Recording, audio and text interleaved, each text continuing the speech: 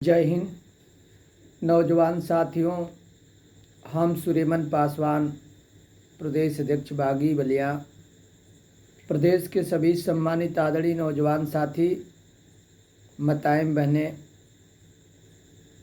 मैं आप लोगों का हार्दिक स्वागत नमन वंदन करता हूं। और दिल्ली से डेट लेने के बाद मैं घर पर वापस आया हूं। नौजवान साथियों, जो डेट 16 तारीख को 9 बजे दिल्ली पहुंचना है, आप लोग समय से अपने घर से निकलेंगे और 9 बजे नई दिल्ली पर हमारे चौकीदार लोग खड़े रहेंगे। वहाँ से पैदल चलेंगे 2-3 किलोमीटर और जंतर मंतर चलने का काम करेंगे। और एक बात और बताना चाहता हूँ कि जो हम लोग उच्च अधिकारी से फार्म भरते समय कहा है, अधिकारी ने भरोसा दिलाया है कि आप लोगों के बीच में माननीय प्रधानमंत्री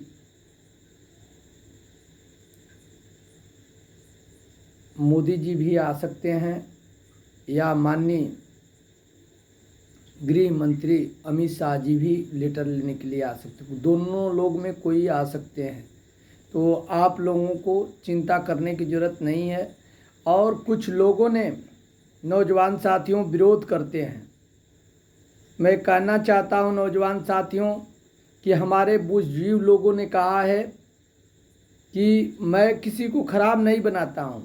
लोगों ने, जो लोग राजनीति से जुटे हुए हैं और राजनीति से जुट करके राजनीति के तहत हम लोगों को जंतर मंतर ले जाने की कोशिश करते हैं, तो हम लोग एक सरकारी कर्मचारी हैं। नौजवान साथियों,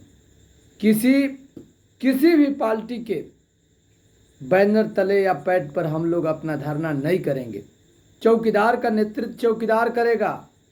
और अन्नू जी, मैं कहना चाहता हूं कि आपने विरोध करते हैं, खूब विरोध करिए, मैं रोकता नहीं हूं। कहते हैं कि जूता की माला पहनाना पड़ेगा। अरे यार,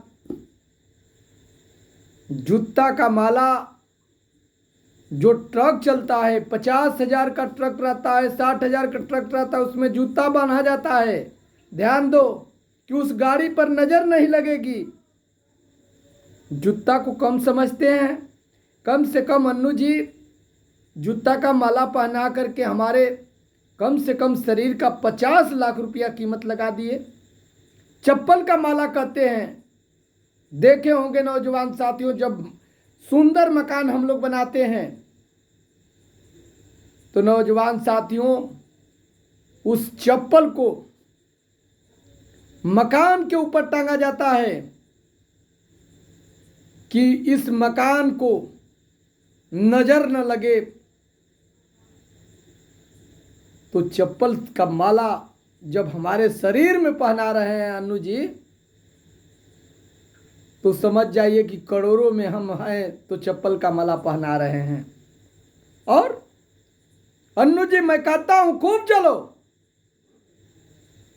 मैं जलने के लिए नहीं रोक रखता हूं। जितना पावर लगाना है लगा लो। बाकी अन्नू जी, दीप के तरह जलो। जिस तरह से दिया जलता है उस तरह से जलने की कोशिश करो। आपके अपनाने से चौकीदार आपके साथ नहीं जाएंगे। और एक बात और कहना चाहता हूं, गाली देते हो, गाली तो श्री रामचंद्र जी भी सुने हैं। श्री रामचंद्र जी भी गाली सुने हैं। आपके गाली से परवाह नहीं है। अगर आपके तरफ 1-2 आदमी का हमें बोझा रहता तो आपका गाली से जवाब गाली से देता। बाकी नहीं। नौजवान साथियों, मेरे पर 70,000 का भार है।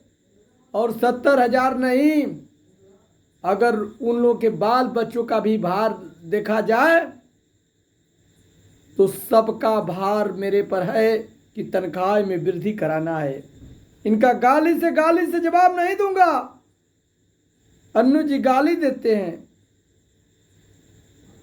गाली तो श्री रामचंद्र जी भी सुने हैं। अगर गाली देना है तो प्यार का गाली हमें दीजिए, मैं हंसते हुए स्वीकार करने के लिए तैयार हूं। और कहते हो कि जंतर मंतर पर मैं बता देना चाहता हूं, नोट कर लीजिए, हर जिला से फोन आ रहा है, चाहे गाजीपुर हो, बनारस हो, अमरोहा हो, चाहे बाराबंकी हो, चाहे इलाहाबाद हो, हर जिला से फोन आता है कि आप न घबराए प्रदेश अध्यक्ष जी, अन्नू त्रिपाठी तो एक राजनीतिक दल से धरना करते हैं, हम लोग धरने में नहीं जाने वाले हैं। और आप अपने धरने में देख लेना, 1000 और 2000 4000 की भीड़ नहीं होगी। हमारे भाई 20,000 से 25,000 है, 30,000 का आंकड़ा है अन्नू जी। और हम तो इतना नहीं करने जाते, इतना नहीं कहता हूं। हम तो कहता हूं कि नौजवान साथियों, जिसकी मर्जी हो चले। अगर समझ आ रहा है कि आपका बेटा या आपका भाई सुरेमन आप लोगों के लिए संघर्ष नहीं कर रहा है, मत जाइए जंतर मंतर पर। बाकी अन्नू जी, हम चौकीदार आपस में कुछ कर लेंगे, कहा सुनी कर लेंगे, हाथापाई कर लेंगे, बाकी चौकीदार कर लेगा। बाकी अन्नू जी, अन्नू त्रिपाठी जी, आप चाहें कि हमारे बीच में आकर के और चौकीदारों से हाथापाई करें तो हम कतई नहीं बर्दाश्त करेंगे। प्रदेश के नौजवान साथियों से कहना चाहता हूं कि नौजवान साथियों, जंतर मंतर पर 16 तारीख को समय 9 बजे नहीं भूलना है और अपने ताकत को दिखा देना है। अन्नू जी को एहसास हो जाए कि चौकीदार का नेतृत्व चौकीदार करेगा। अन्नू जी जब गाली देते हैं तो हमको नहीं देते हैं, चप्पल की माला पहनाते हैं तो हमको नहीं देते हैं, जूता मारने की बात कहते हैं तो हमको नहीं करते हैं। ये समझिए तो आप लोगों को कहते हैं, जब हमको कहते हैं तो 70,000 चौकीदारों को कहते हैं। सब जने गौर करने की बात है। ये नेता बनना चाहते हैं।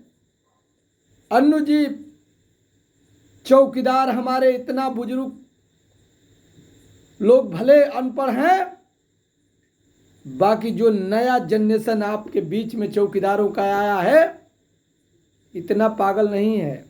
कोई IAS, कोई PCS, कोई टीचर, कोई मास्टर, कोई डॉक्टर का तैयारी करता है। और आप क्या बोलेंगे? सभी हमारे नौजवान साथी चौकीदार बुझते हैं।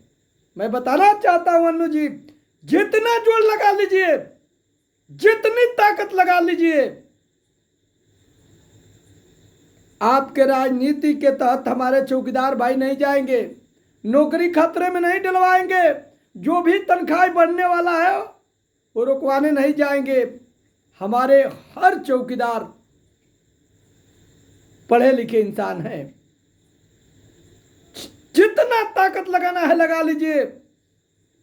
बाकी मेरा ताकत देख लेना,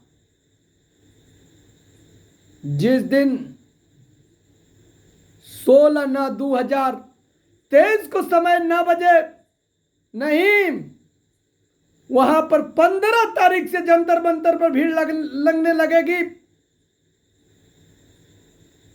और 16 तारीख को 9 बजे हम लोग इतना भीड़ वर्दी में दिखाएंगे कि माननीय प्रधानमंत्री जी को हम लोग के बीच में मजबूर होकर आना पड़ेगा। और कहते हो कि मैं खाना नहीं खाया, 24 घंटा में 18 घंटा जाग करके चौकीदार भाइयों के बीच में नेतृत्व करना पड़ता है, हर बात सुनना पड़ता है। और अन्नू जी, सिर्फ गठिया लो और जितना मर्जी जितना छलंग लगा लो, कहते हैं कि कोरोना हो गया है। लग रहा है कि भगवान के बेटा हैं। लग रहा है कि आपने भगवान के से डायरेक्ट चले आए हैं। 9 महीना अभी पैदा हुए होंगे। कहते हैं कोरोना हो गया है। अरे तुम्हारे मुख में अगर सरस्वती का वास होती तो तुम तो किसी को मुआ देता। बस यही मिला। लगे मत सटिए। और रिकॉर्डिंग का अगर कितना छोटा सोच रखते हैं अनु त्रिपाठी जी कि रिकॉर्डिंग कर सुना देंगे कि प्रदेश अध्यक्ष पैसा मांगते हैं तो चौकीदार साथ छोड़ देंगे। इसी उत्तर प्रदेश के लोगों का रिकॉर्डिंग करके मध्य प्रदेश, उत्तराखंड, हरियाणा को बोलते हैं। हमारे चौकीदार भाई हर भाषा आपका समझते हैं। हटा दीजिए वो दिमाग से कि जिस आप लोगों ने जिस तरह से हमारे बाप दादाओं को सताने का काम किए, आज हमारे नौजवान साथी इतना जागरूक है कि मंत्र भी अगर गलती पढ़ेंगे ना तो इतना जागरूक है कि वहां टोक देंगे कि बाबा जी संस्कृत गलत पढ़ते हैं। और क्या आप नेतृत्व करेंगे, आज नहीं दिखाएंगे। बाकी ये ध्यान देना कि मैं जिधर चलता हूं, हमारे भाई, हमारी माताएं बहनें, चाचा लोग तो कहते हैं कि सुलेमान जी अगर ब्लड की भी जरूरत पड़े तो ले लेना, बाकी संघर्ष से पाछे मत हटना।